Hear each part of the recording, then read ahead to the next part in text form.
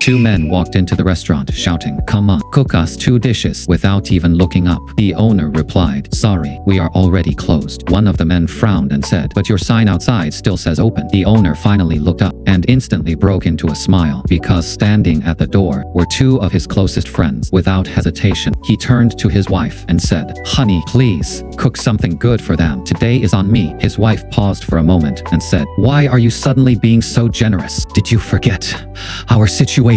The man glanced at his friends, then softly replied to his wife, "It is all right. Anyway, today is the last day the restaurant will ever open." His wife immediately felt frustration rising inside her, but she still turned around and went into the kitchen to cook. The man walked over to his friends and smiled. "Eat as much as you want today. Do not hold back. Everything is on me." One of the friends laughed and said, "I have never seen you this generous before." The man lowered his voice and replied, "Because tomorrow I am going back to my hometown." The other friend looked confused and asked, "What do you mean?" The man took a deep breath and said, "Business has completely fallen apart. I cannot even afford the rent anymore. So I decided to close the restaurant for good." But instead of looking worried, his friends jokingly said, "Well, in that case, bring us all the most expensive dishes you have." The man simply smiled again and said, "All right, I will tell my wife right away."